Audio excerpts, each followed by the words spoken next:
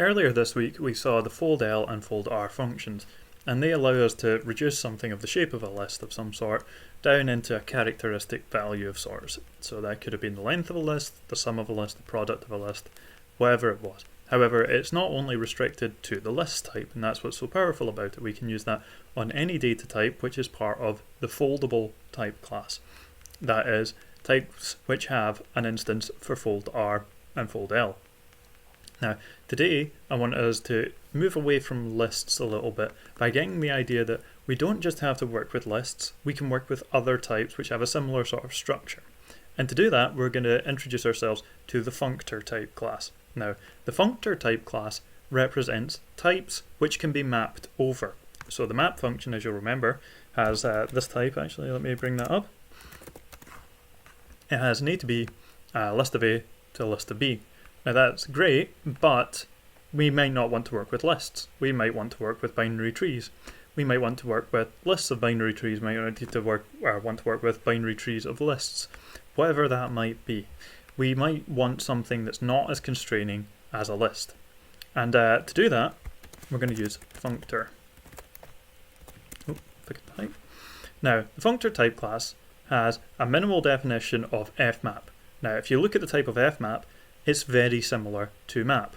We take a function from A to B, and we take something of type FA and map that to FB. Now, this F is some sort of constructor which can be mapped over. So that could be any number of things, it's not just a list, although a list is a functor. So the list type that we're used to working with is a functor, but many other types are as well. We can make binary tree here a functor, and we can make this definition of list up here that we've made ourselves a functor as well. So let's see how we do that, and we'll start with this list up here. Now you'll notice this is really just a renaming. It's very similar to the list type that comes built into Haskell. So we have empty, cons A here is a function here. You can make it an infix function and put it between A and list, but it'll look something like this where we have cons x1, cons x2, so on and so forth. So this is just a list. Now how do we instantiate functor? Well, we need to give it a definition for fmap. So let's say list. And we don't need to put the A in here, we just want the constructor type list. So you'll notice that we go from FA to FB. So the thing on the outside doesn't change, and that's the list in this case. So we go from a list of one size to a list of another size, or a binary tree of one type to a binary tree of another type. So we need to keep the shape of the type that we're working with. So let's say fmap, and we'll start with our base case, which is leaf. And this should be equal to leaf. Actually, that should take a function f. So it takes a function f, and if it encounters a leaf, or sorry, empty, I'm getting ahead of myself and going over to the next example. So this should be empty, and this should be empty as well. So that's similar to how you just put the empty list if you're working with the normal list type. Now, if we have something a little bit more complicated, so it's going to look like cons x1 and then a list. So we have cons and value of x, and then we have x's. And this needs to be defined as something. So how do we map? Well, what we would do is cons brackets f of x, and then we would have fmap f x's.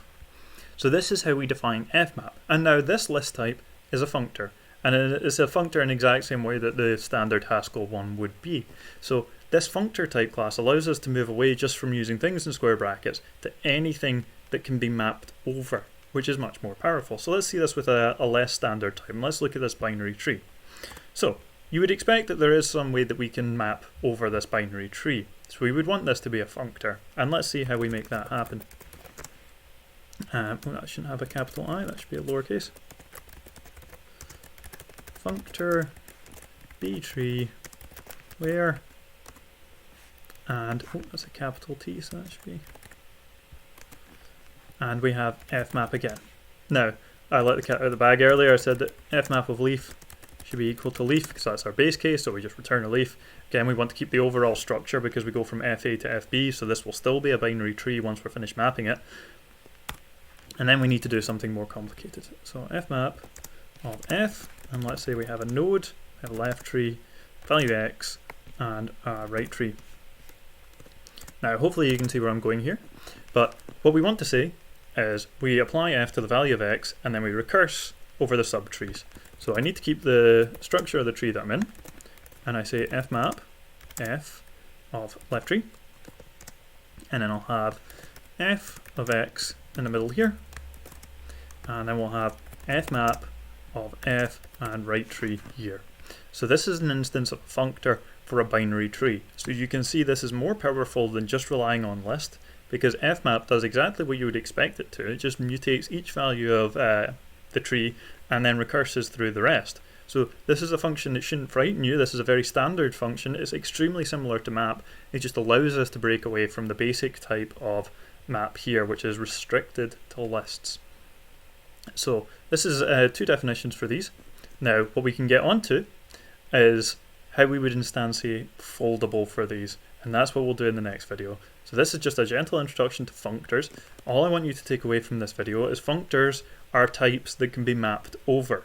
So like lists, binary trees, anything that you can make. We could make our deck of cards. If we had functions on decks of cards, we could make that functor as well if we were so inclined.